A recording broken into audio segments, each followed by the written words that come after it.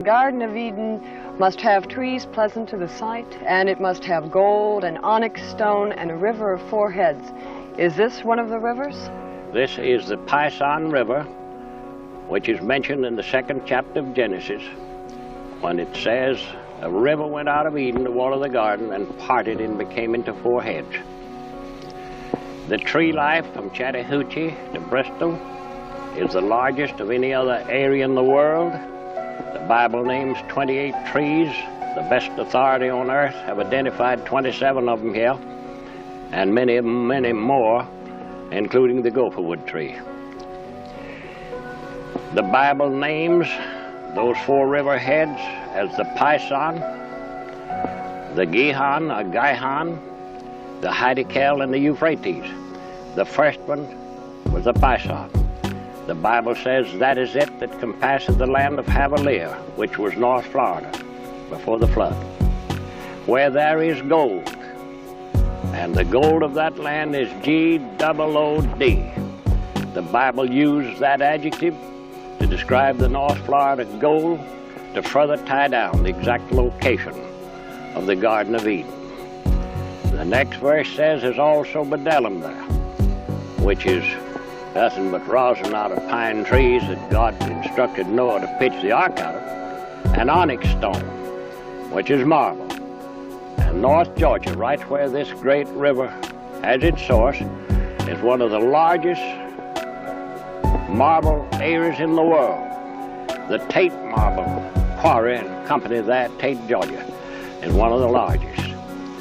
So the natural monuments definitely mentioned and described in the Bible as being related to the Garden of Eden are here, and they are not anywhere else on this earth. Traditional narrative of American history focuses heavily on events like Columbus's voyages, the Revolutionary War, and the Civil War, often overshadowing the deeper history of the land itself. However, alternative perspectives challenge this narrative, arguing it's a construct designed to obscure the true origins of the Americas. These views propose that the so-called New World was not a blank slate, but a flourishing epicenter of ancient civilization rich in culture, knowledge, and innovation. Long before European colonization, advanced societies thrived on this land, leaving behind evidence of their existence in the form of architectural wonders such as pyramids and mounds, and cultural practices that may have influenced the realm's history. In essence, the Americas were the birthplace of many ideas and innovations attributed to ancient Egypt and other early civilizations. Structures like the Cahokia Mounds and other enigmatic sites across North America indicate the presence of highly organized societies with advanced understanding of engineering, astronomy, and spirituality.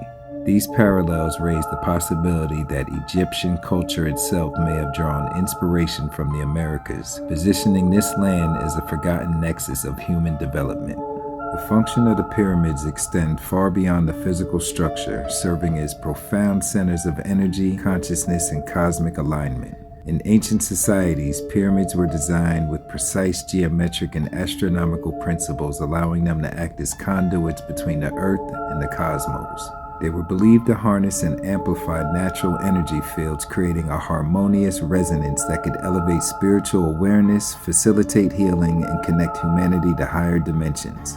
These structures were not merely monuments or tombs, but vital instruments for sustaining a thriving and interconnected civilization. In the Americas, particularly within what is now the United States, pyramids once dotted the landscape, forming a network of energetic hubs that link people to the earth and the universe. Throughout the United States, evidence of pyramid-like structures and sacred mound highlight the existence of a sophisticated civilization attuned to the principles of balance and energy. Sites like the Etowah Indian Mounds in Georgia and various others in the Mississippi River Valley point to a once thriving culture deeply rooted in spiritual and cosmic awareness. These sites were strategically aligned with the celestial patterns, indicating their builders' profound understanding of astronomy and energy flow. This network of pyramids and mounds likely served as a system for maintaining the collective consciousness and vitality of the people, acting as nodes in a greater web of unity and higher purpose. By severing not only the pyramids but also the massive trees that once towered over our realm, believed to connect the earth to the heavens, the invaders ensured the finalization of the disconnection. These ancient trees, aching the living antennas, played a pivotal role in the energetic network, and their destruction symbolized a breaking of humanity's link to nature's infinite wisdom. The systematic shutdown of these pyramids marked the beginning of a celestial disruption. When the invaders arrived, their efforts to dismantle or suppress the function of these structures were intentional, targeting the spiritual bioenergetic foundation of the land.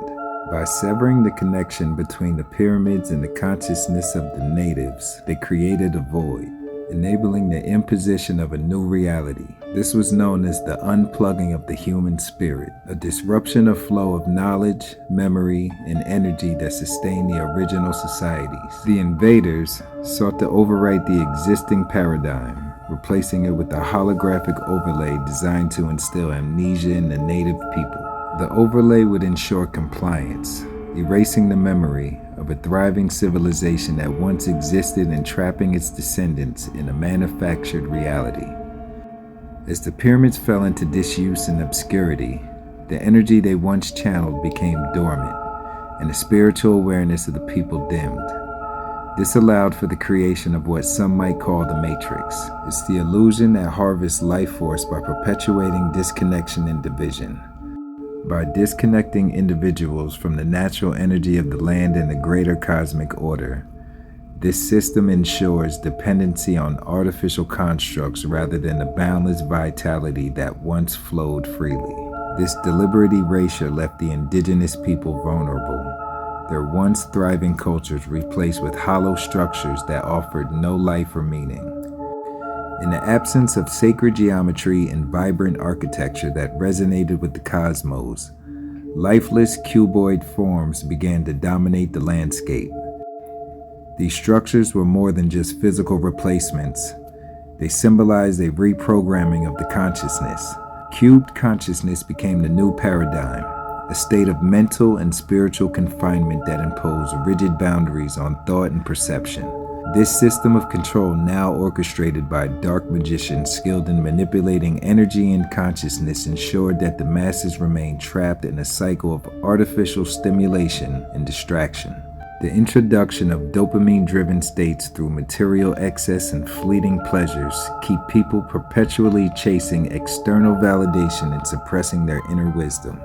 Under this hypnosis, the population succumbed to a fluoride-like stare, the dulled awareness and inability to perceive the grand manipulation unfolding around them. The dark magician's mastery lay in their ability to create self-sustaining systems of control, where the enslaved masses unknowingly fueled their own imprisonment.